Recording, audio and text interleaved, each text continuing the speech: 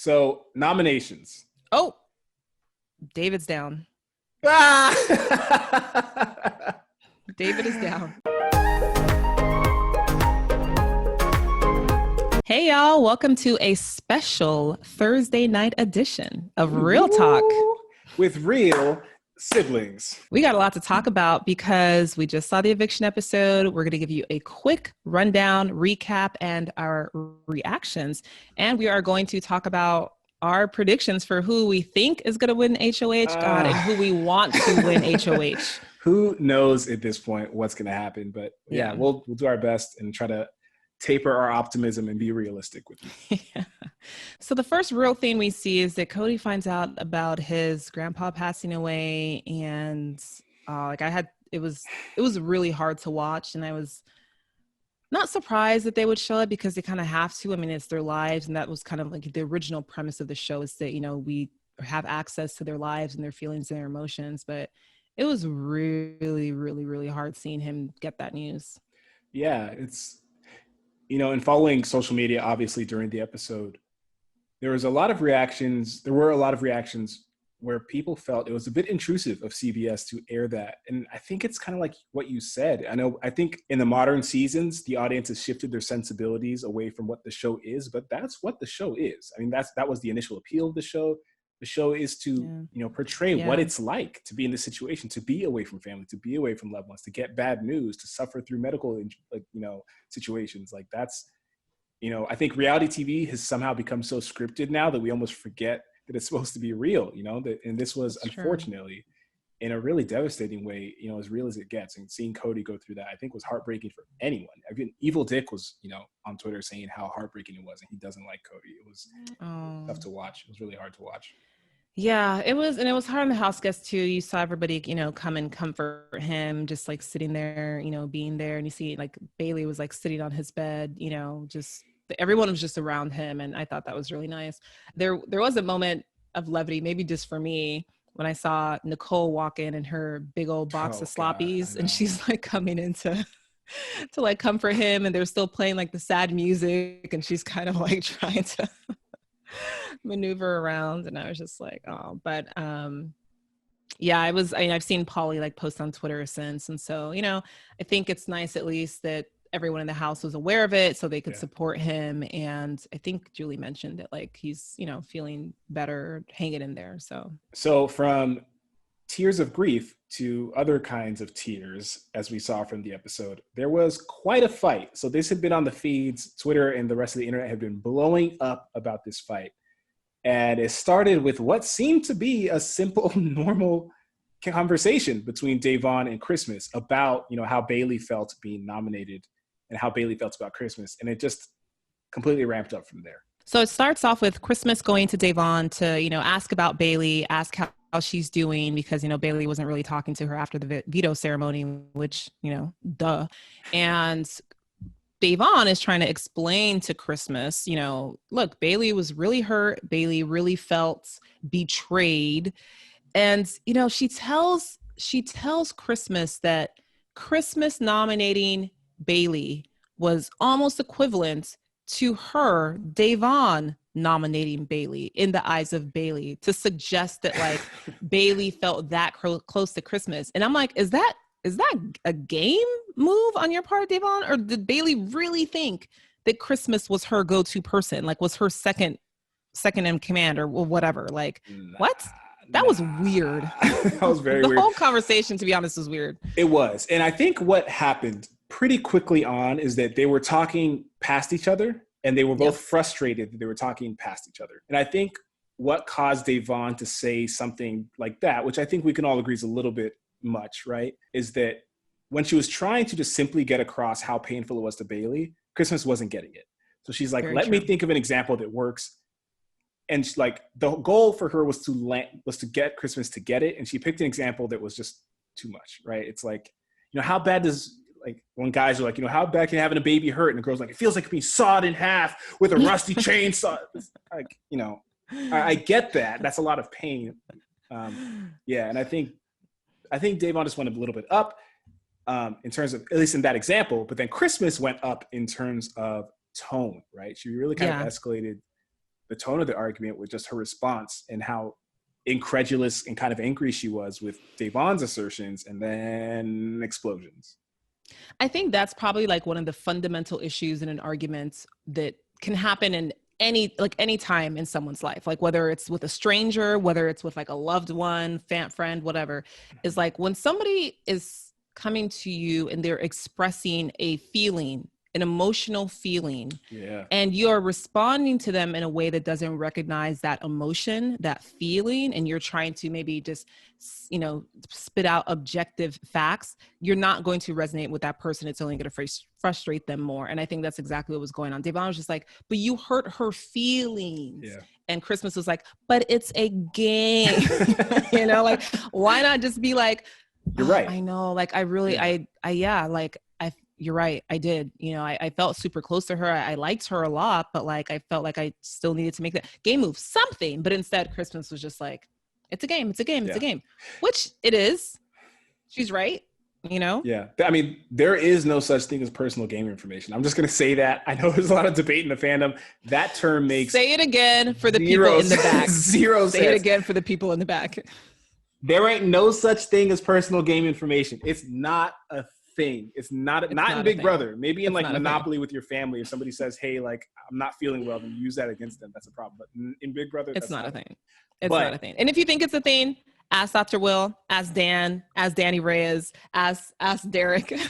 Names on names on Rachel. names. Like, come on. Literally ask Janelle. Like, stop. There is no personal game information because you know what? You're in a game. So everything you do in there, it's all game. Thank you. Yeah. But at the same time, Christmas really did escalate from there. Then Bailey got involved. I think part of the reason too is that Devon was arguing on behalf of Bailey. If Bailey and Christmas were arguing, which they later did, I think it'd be a much easier thing to manage. It's one person's interest against another's. They can work that out.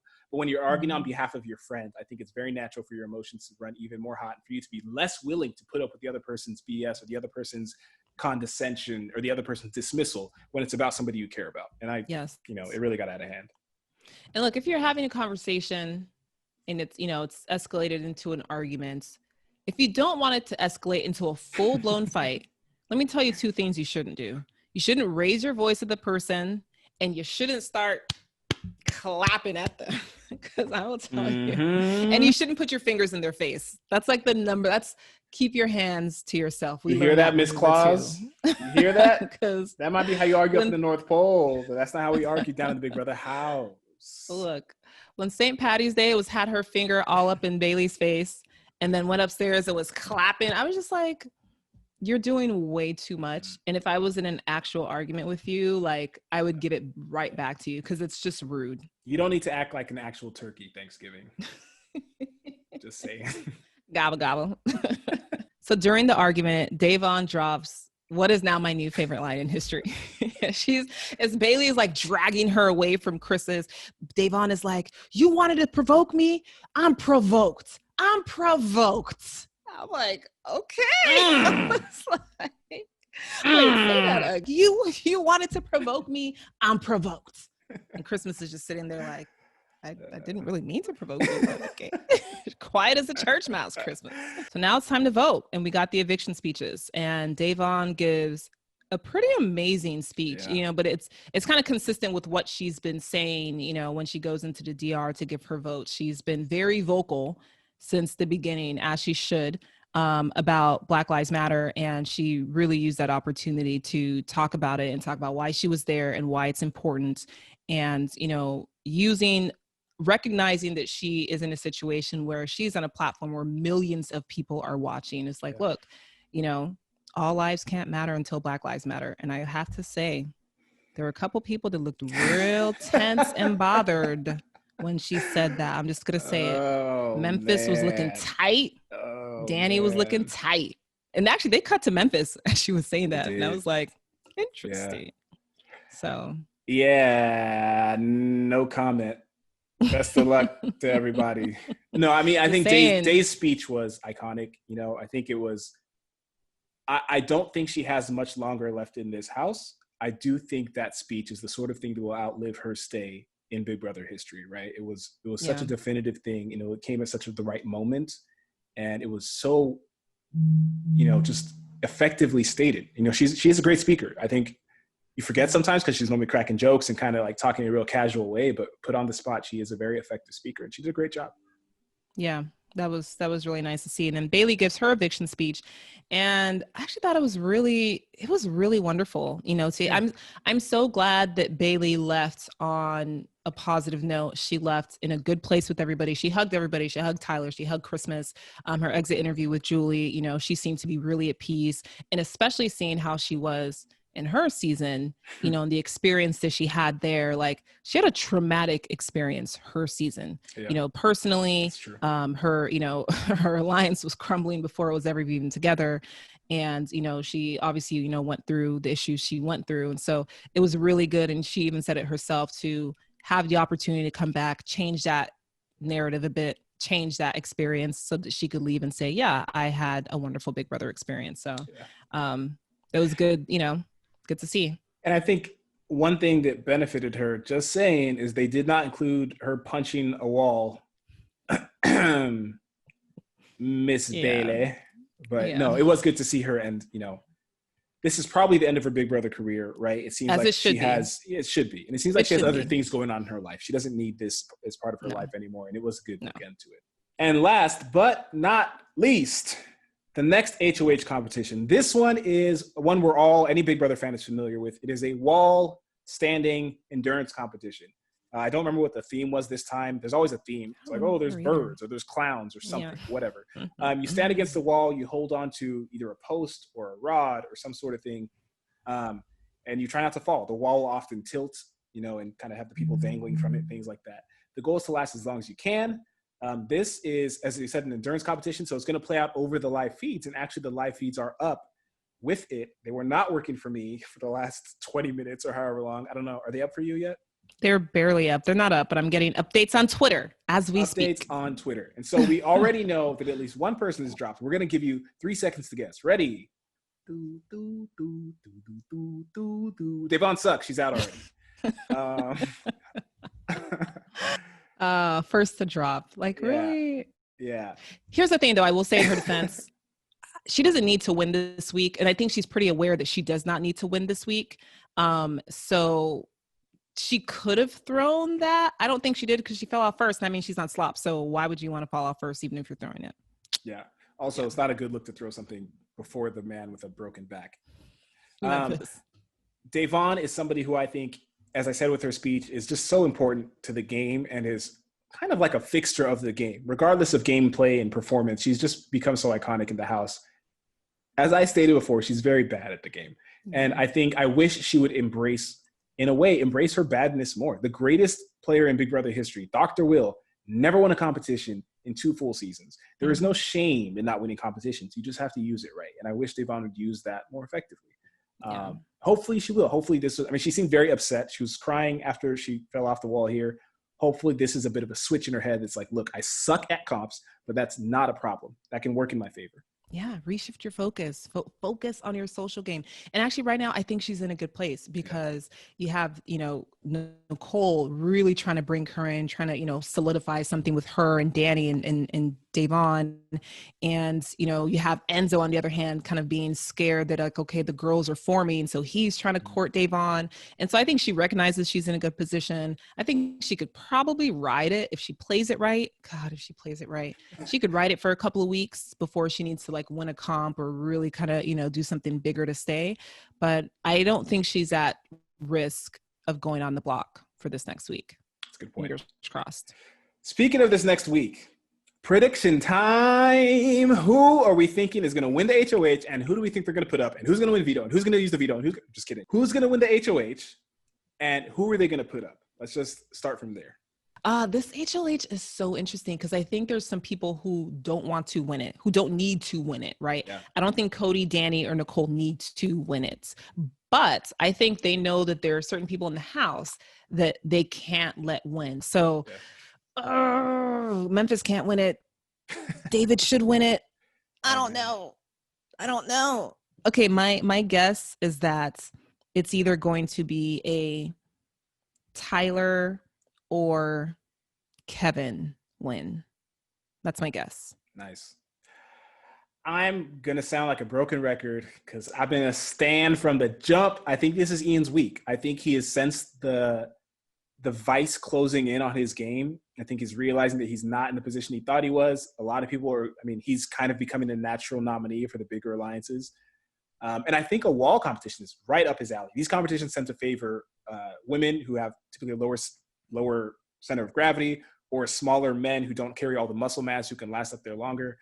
I think Danny will do very well in this competition. I think Ian will do very well. Tyler, I think would, but I think this season they've all been commenting on how emaciated he looks. He's lost some of his physique, some of his physicality. And I think that's shown in previous competitions. I think it'll show here. So I think it's going to come down to Ian and Danny, maybe Nicole Franzel.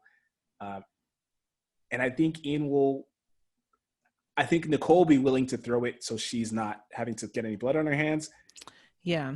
And I think Danny would be comfortable with Ian winning HoH, so she'd be willing to throw it to him. I'm picking Ian. That's a good point. And you know what? You're right. Okay. So I did say Tyler or Kevin, but you're right. Tyler's been getting pretty skinny. And I think this week was tough for him, even though I think that, you know, he probably recognizes that there might be some eyes on him, namely Danny. Right. Pulling off a win, this sort of endurance competition could be tough for him. So I'm going to revise. I'm going to revise. Rewinds. Okay. You're going to have to cut here because I really need to think about this. Okay. 2 hours later. Okay. This is a combination of who I think has a good chance of winning and who I want to win, just because I want to see some balance. I want to see something different happen. Mm-hmm. I don't know if I think that they have the best shot at winning, but I'm going to guess that this is a Kevin or David week. Ooh, Black is back, baby. Let's go. Let's go. I like those picks. Baby. I they need like a win. that. They I need like a win. That. Yo, they you know, if that happens, Day, especially if Kevin wins, Day will be in Christmas's earlobes, jawing off. Oh, I can't wait. That would be a nice win. Just for Day. She that girl needs a W. She needs something. And I want to see scramble. I want to see people like really like that. A David or Kevin win is literally going to wake up everybody in the house, because they're kind of wild cards, you know, like, you know, David could listen to someone like Tyler, maybe, but like they're both wild cards. And I think that will wake up everybody, and we need something. I want to see it. So nominations. Oh, David's down. David is down. So your pick is Kevin. Man down, David down. Oh, man. All right. So I hold on to Ian. Unless we get breaking news, I'm sticking by Ian. And I think he's going to shake up the house. I think, again, he senses that he is getting more and more at risk. He's been saying it every week since. You know, initially a few weeks ago, he said he had a 10% chance. Last week he was pretty nervous. I think he's getting more and more nervous. He's going to have to take a shot at the big guns. I think Ian is going to put up Cody in Memphis. Ooh. Oh. I think he knows if he gets Cody out of the house, Nicole she has to take him to the final two. That's her only lifeline. She's his bridge to somebody like Danny in the other part of the house. And I think Memphis obviously has been gunning for Ian to get revenge for Dan or whatever. And I also think Ian likes to take out those Memphis types. He took out Boogie in his season. He doesn't like that like schmarmy rich guy hanging around the house giving orders and thinking he runs things. Ian's gonna go for him. I will be so happy if he takes out Memphis, because Memphis has spent this whole week making fun of Ian and just like saying really rude, like unnecessary stuff, where it's like, really, like, Memphis, you're 3 times his age. Like, leave him the heck alone. Like, stop it. And like, recognize that, like, that's just who he is. He's not doing anything to bother you personally. Memphis has been, you know, just making so many attacks at Ian that it will be sweet, sweet, sweet revenge if Ian gets HoH and sends him out the door. All right. So. Now since Kevin is your only choice left, who do you think he's putting up? David, really? You're down like less than an hour? Come on. Okay. If Kevin wins, I think he would try to,